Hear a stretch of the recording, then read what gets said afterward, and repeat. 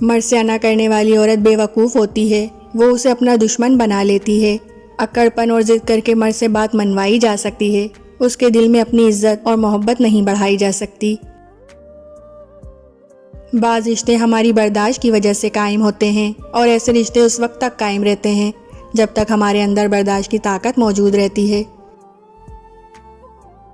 جس طرح مردوں کو باحیا عورتیں اچھی لگتی ہیں، اسی طرح عورتوں کو بھی باکردار مرد ہی اچھے لگتے ہیں۔ ایک عورت جو اپنے دل کو پھر سے محبت کے لیے کھول دے جبکہ اس کا دل ٹوٹ چکا ہو، تو یقین جانو تم نے اسے زیادہ بہادر عورت نہیں دیکھی ہوگی۔ جب آپ کا دل درد سے بھر جائے اور آنکھوں میں آنسو آ جائیں تو اس رب سے چپ کے باتیں کر لیا کریں، وہ سب جانتا ہے مگر آپ سے سننا چاہتا ہے۔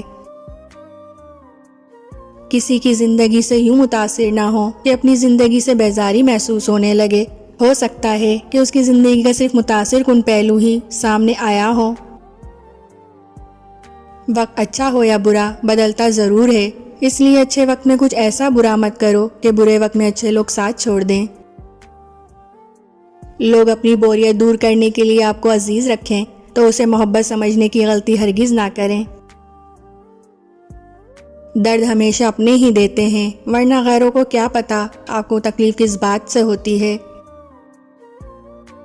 جب تمہیں دو لوگوں سے ایک ہی وقت میں محبت ہو جائے تو ہمیشہ دوسرے کا انتخاب کرنا، اس لیے کہ پہلے سے محبت تھی ہی نہیں، اور ایسا ہوتا تو محبت کے لیے دوسرے شخص کی ضرورت نہ پڑتی۔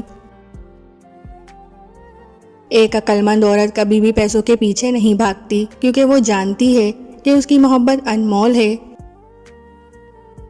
عورت کو اگر وقت، محبت، اعتماد اور سب سے خاص چیز عزت دی جائے تو وہ جان تو دے سکتی ہے مگر بے وفائی نہیں کر سکتی۔ عورت کو ہمیشہ یہ امید ہوتی ہے کہ اس کا مرد خود کو بدل لے گا مگر وہ نہیں بدلتا، اور مرد کی ہمیشہ یہ سوچ ہوتی ہے کہ عورت خود کو کبھی نہیں بدلے گی مگر وہ بدل جاتی ہے۔ زندگی اچھے لوگوں سے بھری پڑی ہے، اگر آپ کو کوئی نہ ملے تو خود بن جائیں۔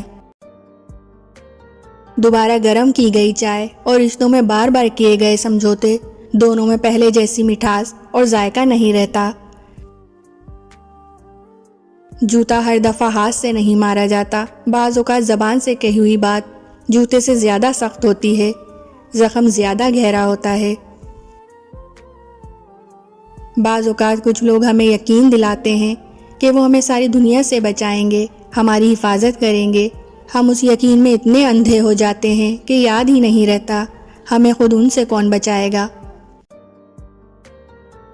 اللہ فرماتا ہے، زیادہ سوچنا، شکایت کرنا، خود پر بہت زیادہ دباؤ ڈالنا بند کرو، اس کے بجائے مجھ پر اعتماد کرو۔